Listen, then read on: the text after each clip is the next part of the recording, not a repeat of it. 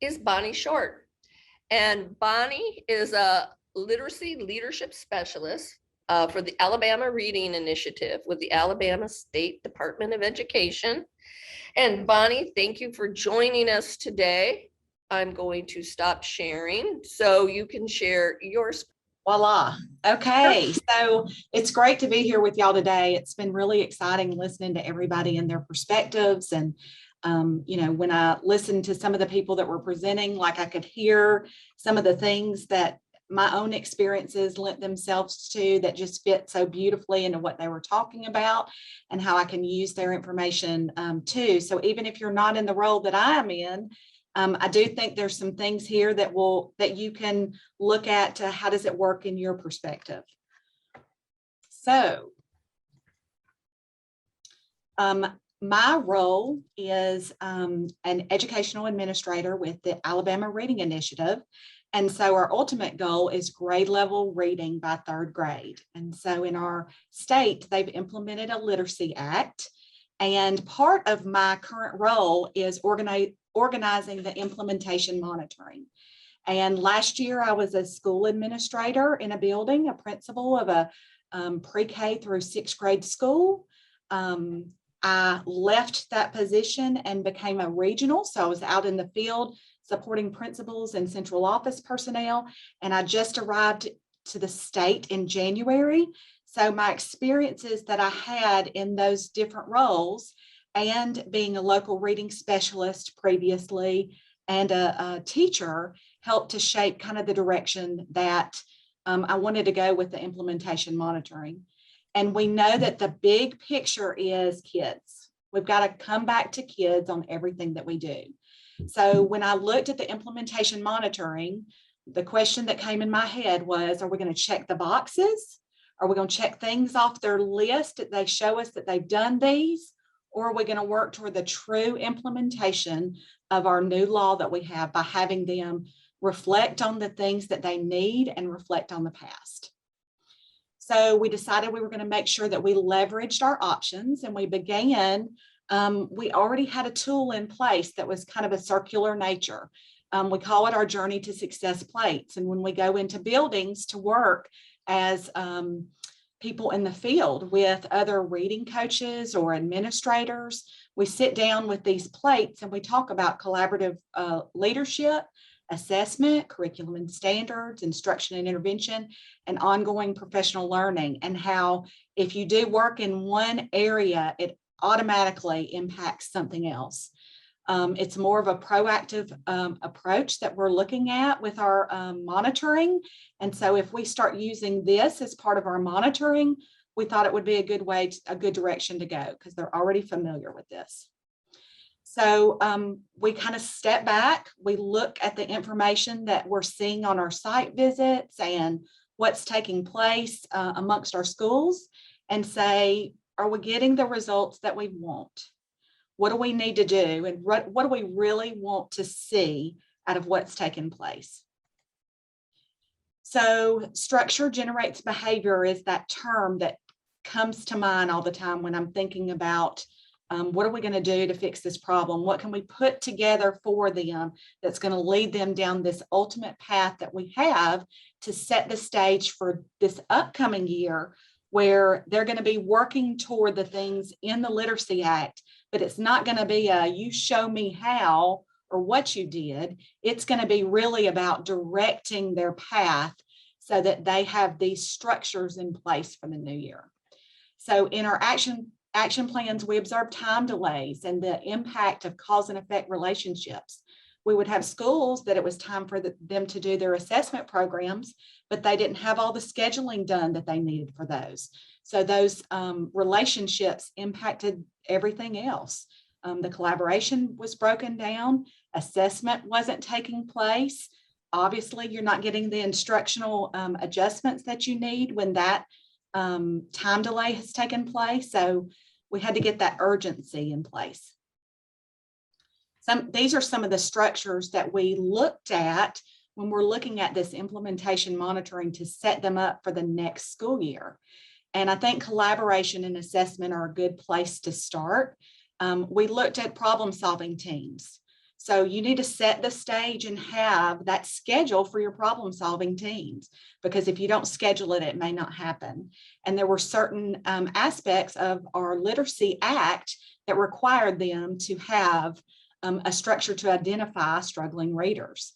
And so setting the stage for that, looking at reading instructional time. So when are you going to teach students in those times?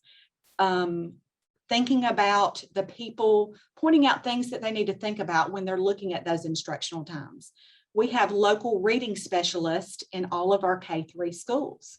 And so looking at when you've got somebody that can sit side by side and coach the way these lovely systems thinking ladies did when I was going through systems thinking, you can have somebody side by side work with you. You've got to make sure that you've got the opportunities for them to be side by side. So if everybody's having reading at exactly the same time, what is the coach going to do when they're not having reading? So kind of looking at the structures in their buildings, the times and opportunities for professional learning, grade level meetings, faculty meetings, and setting the stage for those, a pattern that they'll have that they can utilize for those professional development times. Weekly times for the local reading specialist and the administrator to meet together to talk about what's happening in the building and to drive those. Moving on to assessment, looking at those testing windows and data meeting days to look at the instruction. And so we set up these structures for them to reflect on and to set some times and thought processes so that they would be ready for this upcoming school year. We really looked at mental models as a part of this, and using this document, we can work to shape the mental model. And one of the things we wanted to make sure that we imparted from them is that the Alabama Reading Initiative is a support group. We're here to support them. We're not here to just make sure that they're doing everything that they want to do. If they're not doing what we need for them to do, we're here to get them to the place that they need to be.